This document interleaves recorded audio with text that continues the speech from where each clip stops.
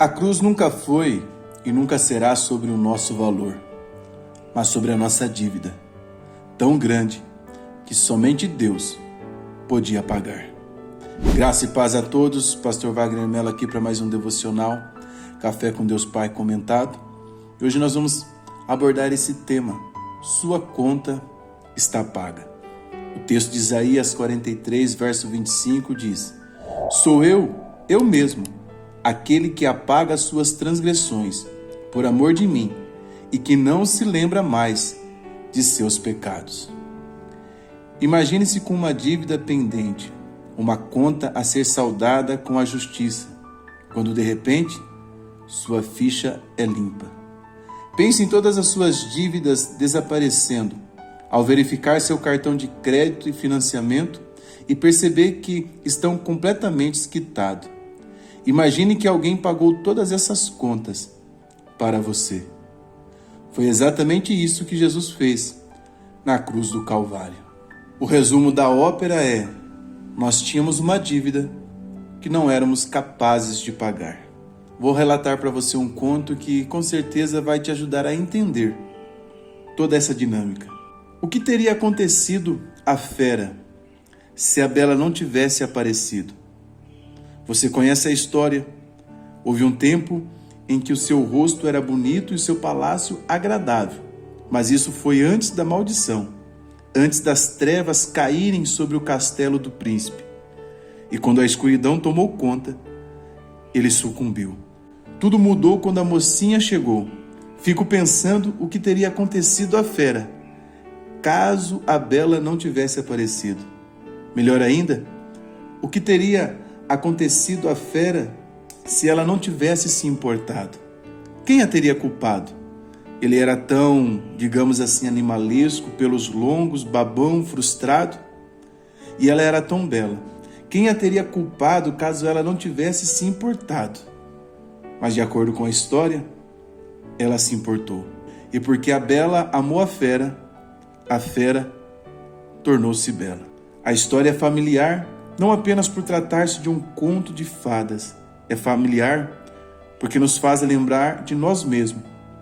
Há uma fera dentro de cada um de nós. Você já parou para pensar que nós, enquanto raça, não éramos assim? Houve um tempo em que a face da humanidade era bela, o palácio era um jardim agradável. Mas tudo isso foi antes da maldição, antes das trevas caírem sobre o jardim de Adão. E desde a maldição temos sido diferentes, animalescos, feios, rebeldes, ferozes. Fazemos coisas que sabemos que não deveríamos ter feito e ficamos pensando por que as fizemos. Tudo isso é porque quando o pecado entrou no mundo, nós nos afastamos da glória de Deus. A glória de Deus em nós foi apagada, como uma luz que se apaga, e assim a escuridão toma conta do ambiente. O homem que estava no jardim, ele é posto para fora. E agora ele tem uma dívida que ele não conseguirá pagar por si só.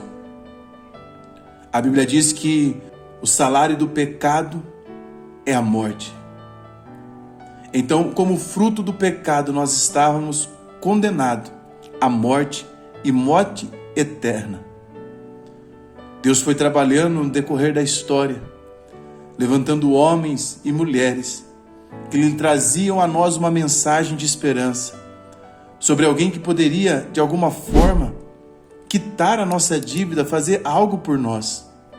Talvez o pessoal da época de Abraão achou que fosse Abraão, outros pensou que fosse Moisés ou algum dos profetas. Até que João Batista bradou no deserto dizendo: Eu sou a voz do que clama no deserto. Endireitai as vossas veredas, porque aquele que vem após mim batizará com o Espírito Santo e com fogo. Ele veio pregando a mensagem dizendo: Eis aí o Cordeiro de Deus, aleluia, que tira o pecado do mundo.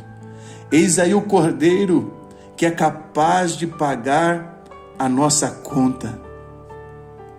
E a Bíblia diz que um dia ele está batizando muitas pessoas nas águas do Jordão, quando de repente ele olha e diz assim: eis aí a pessoa a quem eu falo, que eu não sou digno de desatar nem as alparcas dos seus pés. Eu batizo com água, mas ele batizará no Espírito Santo, não muito depois desses dias.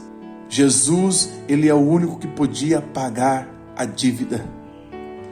Só em Jesus a nossa dívida foi paga. Isso foi possível através do sacrifício que ele fez na cruz do Calvário. Veja o que o texto de Colossenses capítulo 2, versículo 14 nos diz: havendo riscado a cédula que era contra nós nas suas ordenanças, a qual de alguma maneira nos era contrária, ele atirou do meio de nós, aleluia, cravando-a na cruz. Enquanto Jesus está lá na cruz, ele crava toda a nossa dívida. Uma das palavras que Jesus vai dizer lá na cruz é tetelestai, está consumado, está pago. Tetelestai era uma palavra que aparecia em todo contrato onde a dívida estava quitada. Era um carimbo que era feito dizendo: está pago.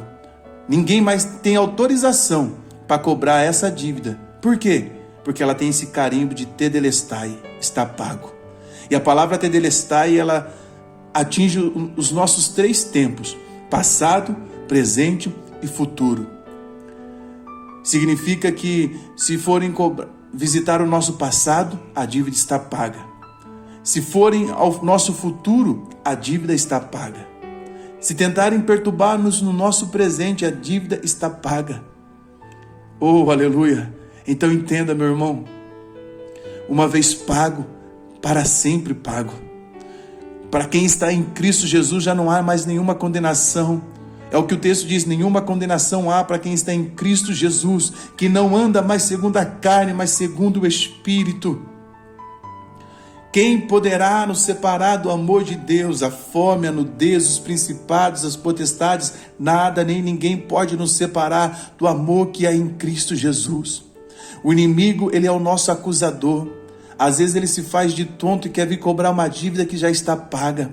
Mas se Satanás for no seu passado, ele vai encontrar: está pago.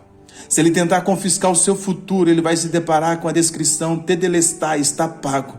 Se ele tentar perturbar o seu presente, ele vai ter que cair por terra, porque o sacrifício de Cristo já pagou a conta nos nossos 3 tempos: passado, presente e futuro. Por isso que quem está em Cristo, nova criatura é, porque só em Jesus encontramos perdão e salvação para a nossa vida. Que Deus possa ter te abençoado através desse devocional. Curta e se inscreva aqui no canal, me ajudando a atingir os primeiros 10 mil inscritos aqui do canal, tá bom? Eu deixo esse vídeo onde eu te ensino, te explico à luz da Bíblia o que fazer quando Deus não faz o que Ele pode fazer. Ou assista a esta mensagem onde eu falo sobre as 7 igrejas do Apocalipse. Se você quiser estudar comigo, o link está aqui no primeiro comentário fixado. Deus te abençoe. Forte abraço.